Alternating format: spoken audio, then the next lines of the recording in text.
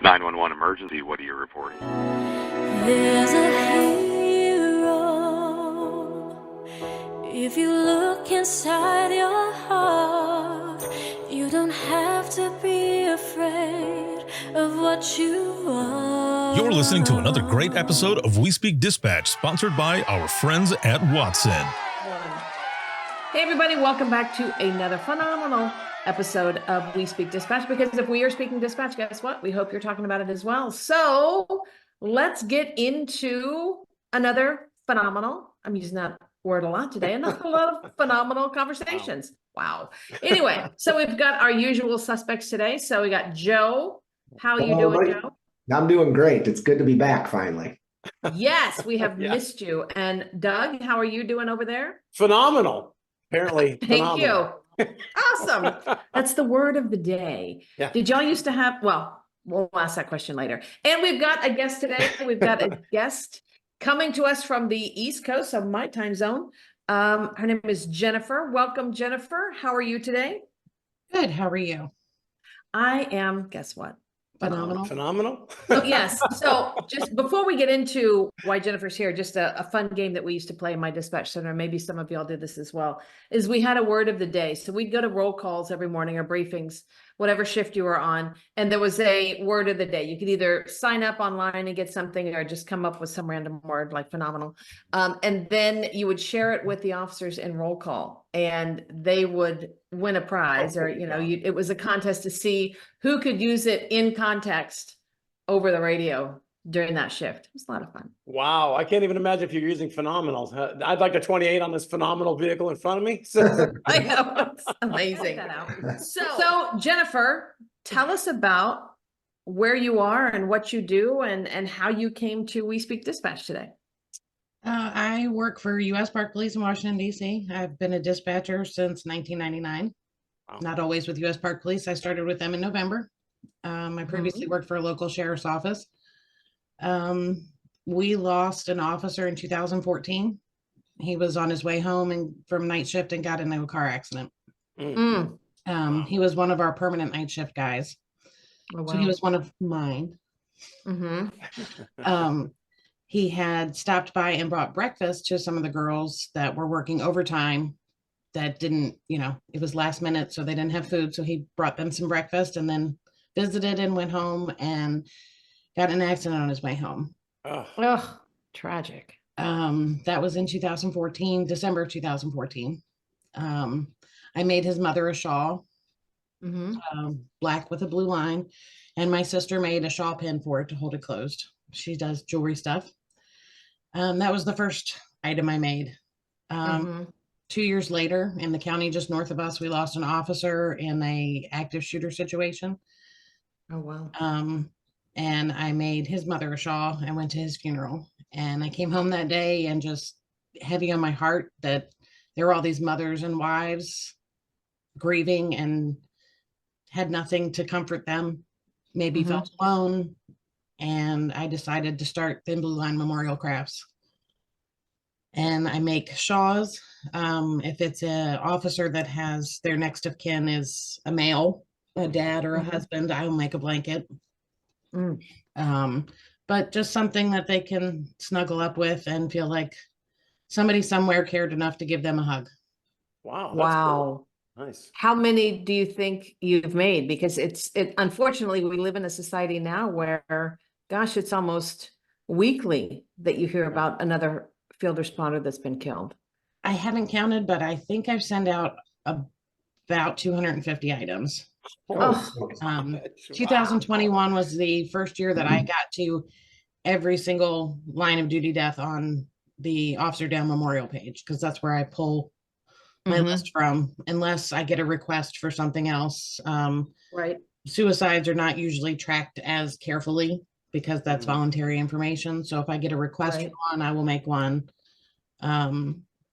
If they've died some other way, job related kind of, but not really line of duty death.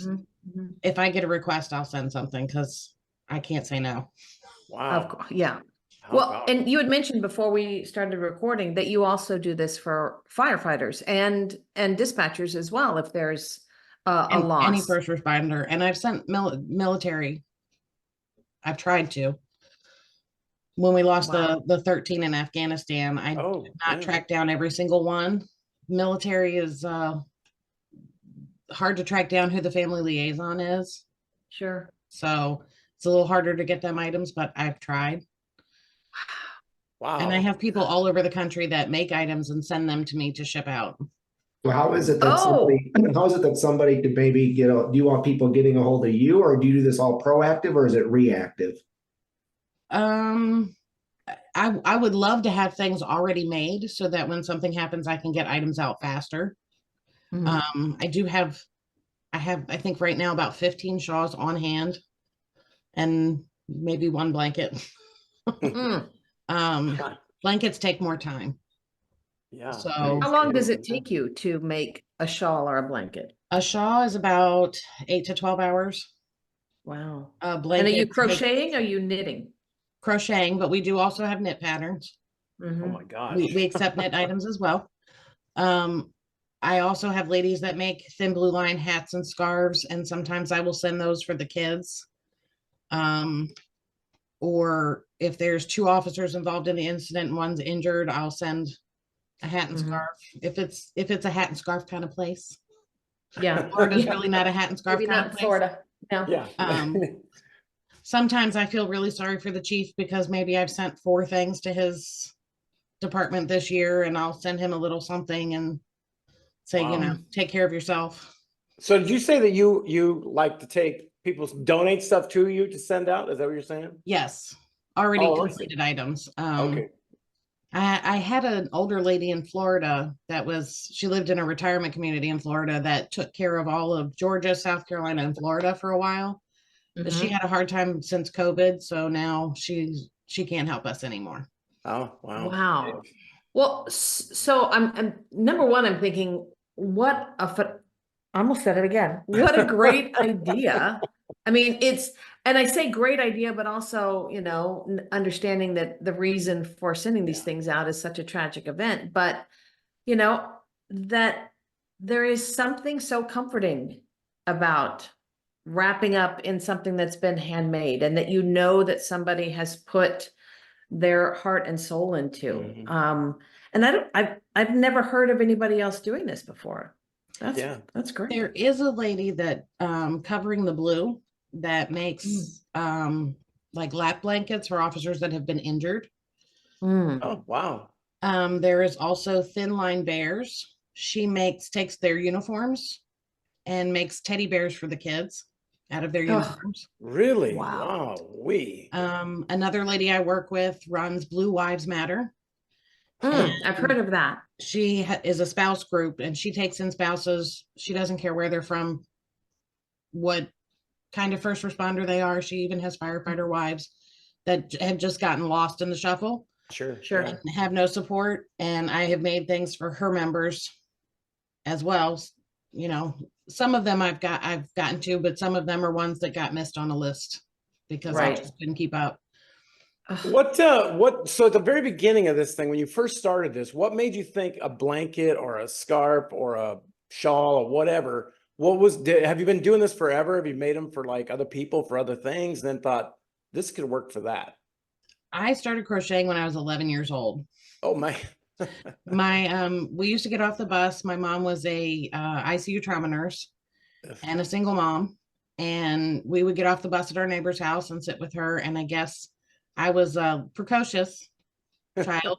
So she needed something to sit me down and keep Great me still. dispatcher. Yeah. And so she taught me how to crochet. And I didn't pick it up for many years. And then when I started dispatching, midnights, you need something to do. Mhm. I started with blankets, scarves, things like that, just for family and things. And when we lived in Germany, I started making things for the babies and doing more stuff. And then people started wanting to buy stuff from me. Mhm. So I had to learn how to read patterns, which was hard. Yeah. Nice. But eventually it morphed into this. And this is my downtime at work. This is what I do. Yeah. And you Well, mentioned you were in Germany. Why were you in Germany? For people that are listening right now, why were you there? My husband's a civilian employee for the Air Force, Ah, and they offered us a position in Germany. I was pregnant with baby number 2 and did not want to dispatch with an infant. No. So I said, well, Germany sounds great. Yikes. Wow. Okay. And then I had baby number 3 when my last 2 kids are only 11 months apart. Oh, goodness. Wow. No TV. Not a lot huh? of TV Okay. watching in Germany. Yeah. So What they shall were we both do born in today? 2006. Wow. That's amazing. Well, that's pretty Now, cool. so if there are people out there that, because, I can't draw a straight line with a ruler. I remember during COVID, I thought, okay, I'm going to try to learn how to knit. Oh God.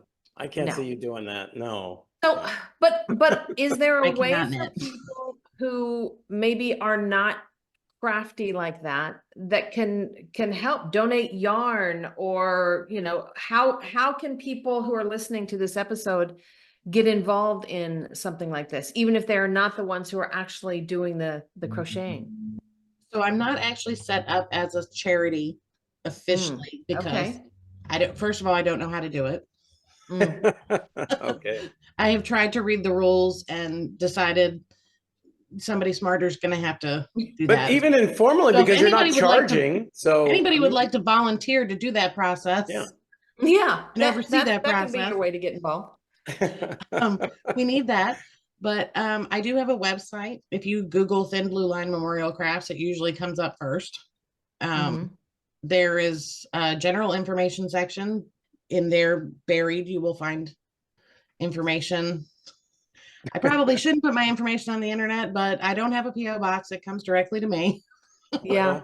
I do have a Ring camera now, though, because my husband's worried about it. There you go.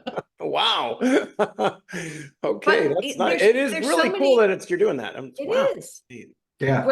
Because graveyard dispatchers and call takers, I know, I mean, just in my agency alone, and they would make, the baby hats for the local hospital and stuff like that. But, I would love to have people say, hey, I want to do this, and I can even make a shawl or make a blanket and then send it to you, so then you can send it out. And when they get here, I have tags with our Thin Blue Line Memorial Crafts logo and name on it that I sew onto them. And I put a card with it that tells about why we do what we do, and a letter for the chief or the sheriff or whoever it's going to explain to them what it is. Right. And they can deliver it right in the box it comes in. Because I have shipping boxes that open nicely and look like gift boxes, kind of. And put the shipping label on the bottom.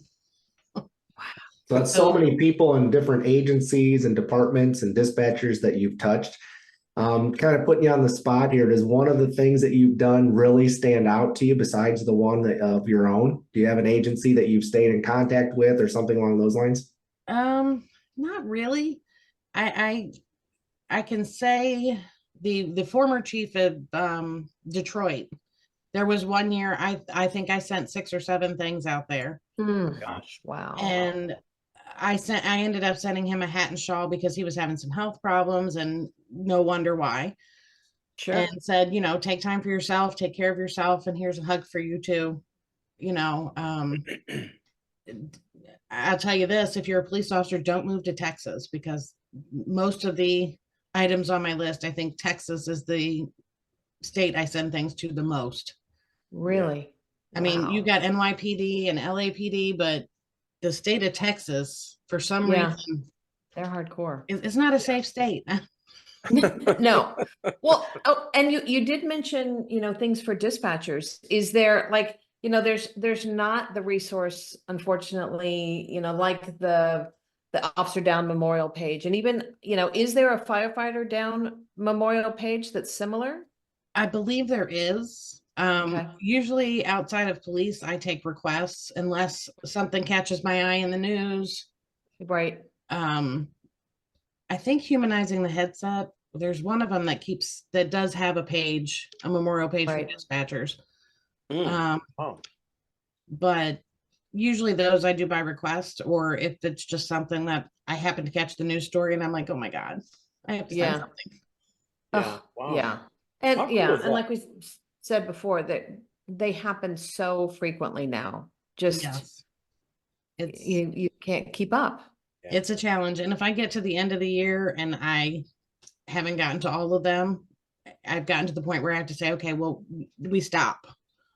By Mm. January 30th, I'm not looking at last year. I'm looking at this year Yeah. because you have to cut it off at some point. Well, I Yeah. mean, you're one And person later I and get a doing volunteer request. work. I mean, if you're one person doing all this volunteer stuff, it's like there's got to be a limit. I mean, you have to have time for yourself, just like you said. The other ones have to do that. You got to do it too. Exactly. I mean, Right.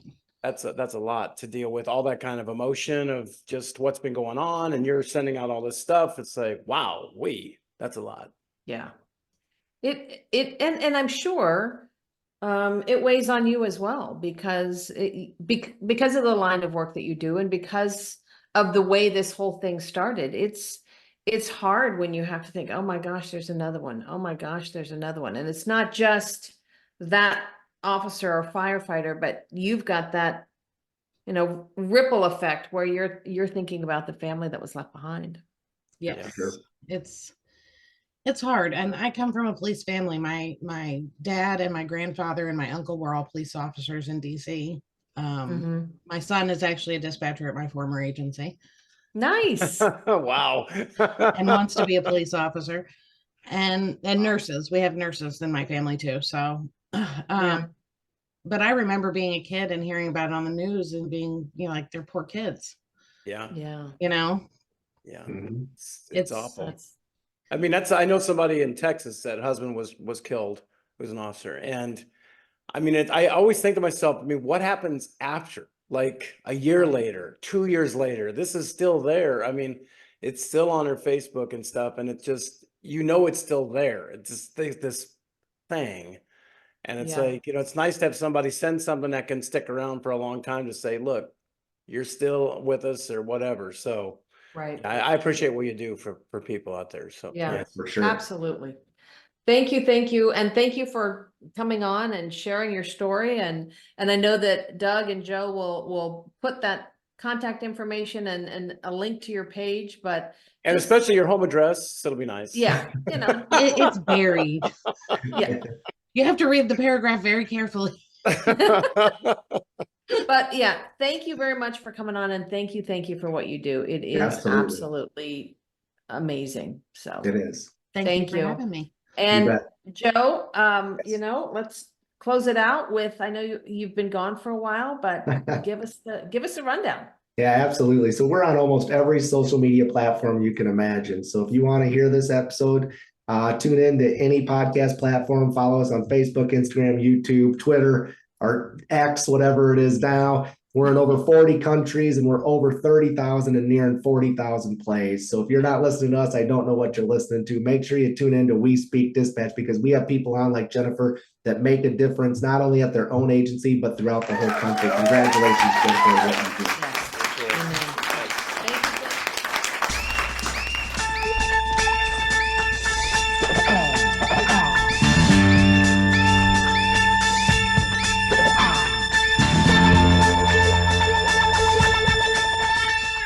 Thanks for listening to We Speak Dispatch, sponsored by your friends at Watson Consoles, designing American-made and intentionally engineered dispatch consoles since 1986. To show our appreciation to our angels of the airwaves, we're offering the dispatch community a free gift. Visit watsonconsoles.com